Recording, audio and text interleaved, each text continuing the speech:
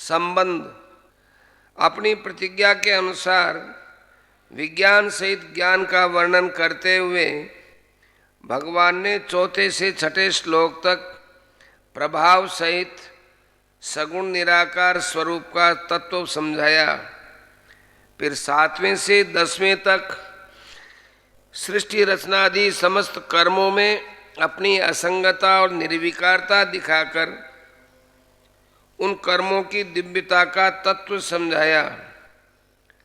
अब अपने सगुण साकार स्वरूप का महत्व, उसकी भक्ति का प्रकार और उसके गुण और प्रभाव का तत्व समझाने के लिए पहले 2 श्लोकों में उसके प्रभाव को न जानने वाले असुर प्रकृति के मनुष्यों की निंदा करते हैं।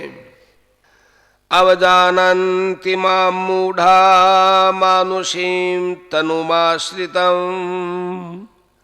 परं भावमजानन्तो मम भूतमहेश्वरम्।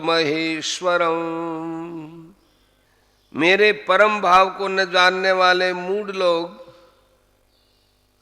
मनुष्य का शरीर धारण करने वाले मुझ संपूर्ण भूतों के महान ईश्वर को तुच्छ समझते हैं, अर्थात अपनी योग माया से संसार के उद्धार के लिए मनुष्य रूप में विचरते हुए मुझ परमेश्वर को साधारण मनुष्य मानते हैं।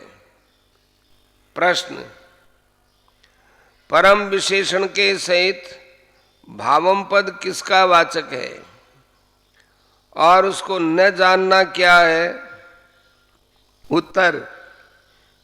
चौथे से छठे श्लोक तक भगवान ने जिस सर्वव्यापकत्व आदि प्रभाव का वर्णन किया है, जिसको ऐश्वर्य योग कहा है, तथा 7वें अध्याय के 24वें श्लोक में जिस परम भाव को न जानने की बात कही है, भगवान के उस सर्वोत्तम प्रभाव का ही वाचक यहाँ परम विशेषण के सहित भावम पद है।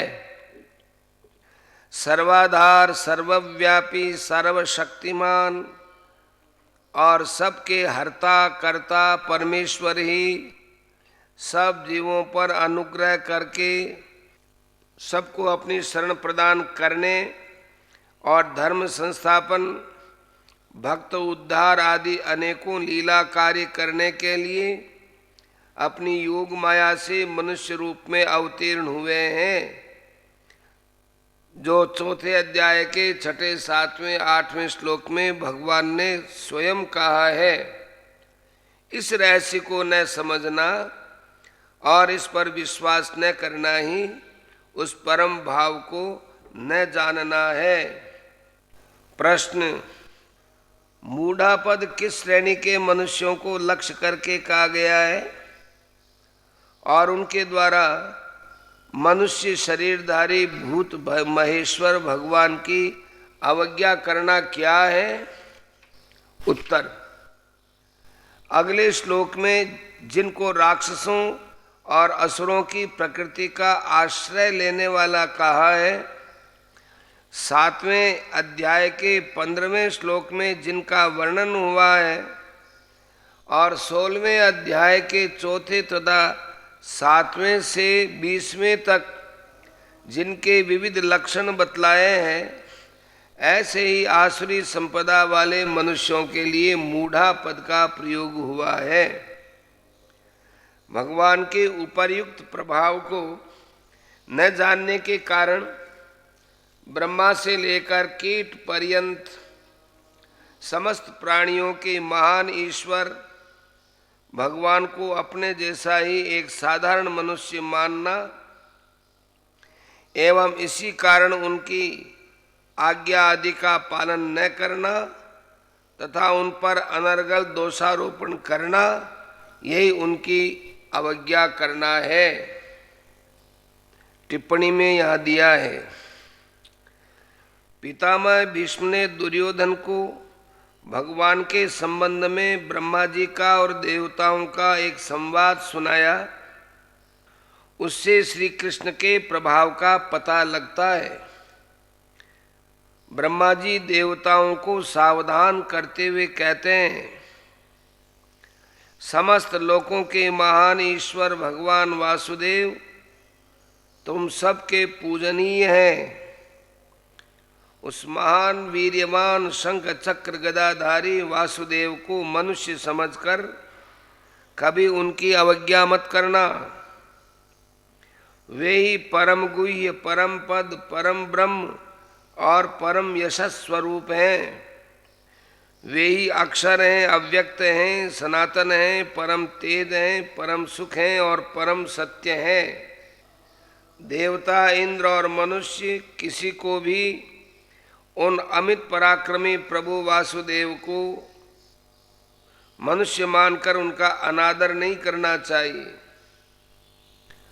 जो मूढ़मती लोग उन ऋषिकेश को मनुष्य बतलाते हैं, वे नराधम हैं।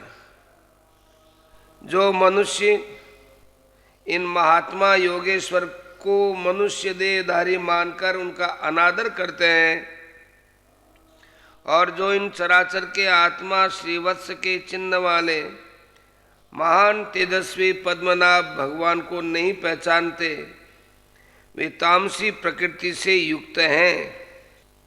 जो इन कौस्तुभ किरीटधारी और मित्रों को अभय करने वाले भगवान का अपमान करता है, वह अत्यंत भयानक नरक में पड़ता है। एवं विदित्वा तत्वार्थम लोकानाम ईश्वरेश्वरः वासुदेवो नमस्कार्यः सर्वलोकैः सुरोत्तमः। महाभारत भीष्म पर्व 66वां अध्याय 23वां श्लोक।